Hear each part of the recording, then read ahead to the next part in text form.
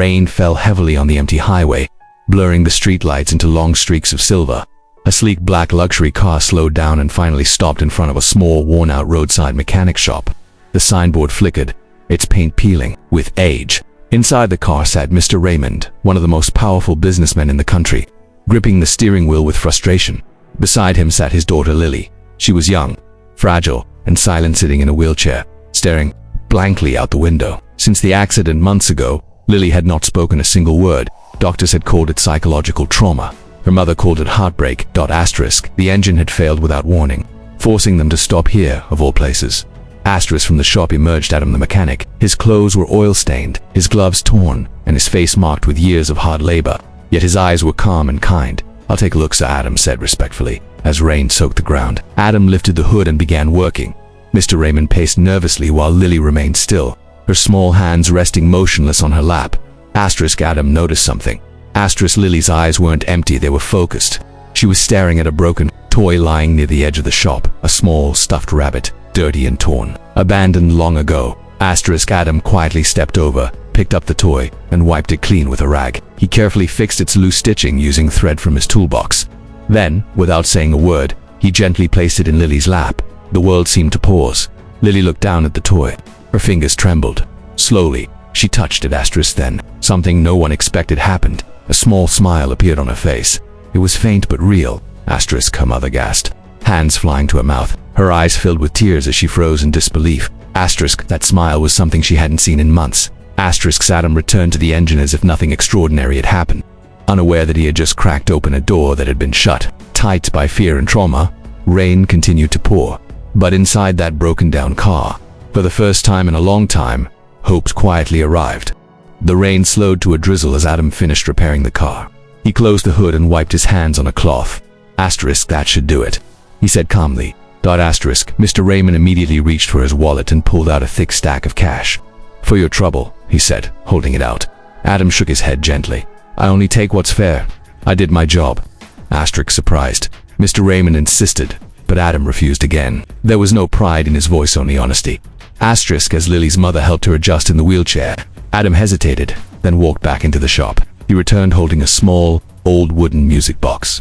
Its surface was scratched, worn by time. "I made this," Adam said softly, "for my daughter, before she passed away." The words hung heavy in the air. He wound the key, and a gentle melody filled the space, slow, warm, and comforting. Lily's eyes widened, her fingers twitched, her chest rose sharply, then sound, soft, fragile, mama. Time stopped. Her mother collapsed to her knees, sobbing uncontrollably. Mr. Raymond dropped the money in shock, his hand shaking. He hadn't heard his daughter's voice in months. Adam stepped back, tears welling in his own eyes. He said nothing. The music box continued to play, carrying with it memories, love, and something no doctor had been able to give: hope. Doctors had been clear. Lily might never speak again. Yet that night, she whispered more words. Broken, slow but real. Her mother stayed awake, holding her hand, crying silently every time Lily tried to speak. By morning, something even more unbelievable happened. Lily tried to stand, she stumbled, weak and unsure, but she tried. Mr. Raymond rushed her to tests were done, scans reviewed, no explanation could be found. This shouldn't be possible, one doctor admitted. Without hesitation, Mr. Raymond drove straight back to the mechanic shop. Adam looked up as the luxury car pulled in again. "What did you do?" Mr. Raymond asked, his voice breaking. "Tell me." Adam smiled sadly. "I didn't fix a body," he said. "I touched her heart." Tears streamed down Lily's mother's face as she finally understood. Sometimes healing doesn't come from machines or medicine. Sometimes it comes from kindness. Mr. Raymond stood silently inside his private office, the city skyline glowing behind him.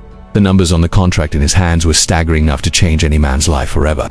He placed the document on the table in front of Adam. "This is yours," he said quietly. "Take it. You've given my daughter something no money could buy." Adam looked at the paper but did not touch it. His hands, rough and stained with years of grease and labor, rested calmly at his sides. Slowly, he shook his head. "I don't need millions," Adam said. His voice was steady, without pride or hesitation. "I've lived my whole life with very little. What I need is purpose." Mr. Raymond frowned, confused. Adam continued, "If you truly want to repay me, use that money for others. Open a place where poor children can learn skills. Teach them how to stand on their own feet. Give them a chance I never had." The room fell silent. Mr. Raymond swallowed hard, deeply. For the first time in his life, he realized that true wealth did not sit in bank accounts, it lived in hearts like Adam's. Weeks passed. On the edge of the city, where broken buildings once stood, a new structure rose. Fresh paint, shining, tools, open doors. A sign above the entrance read, "Free Mechanical Training Center." The day it opened, Adam stood inside the workshop, surrounded by brand new equipment he had only dreamed of before. His eyes filled with tears as children from poor families stepped in, curiosity and hope written across their faces. Then the door opened again. Adam turned. Lily walked in, not in a wheelchair, on her own feet. Her small steps grew faster as she recognized him. Before he could react, she ran forward and wrapped her arms tightly around him. "Thank you," she whispered. Adam knelt down, holding her gently and able to speak. Behind her, Lily's mother broke down in tears, covering her face as months of pain finally released. Mr. Raymond bowed his head, humbled beyond words. In that moment, 2 lives and countless others were changed forever. Because sometimes the poorest hands create the greatest miracles.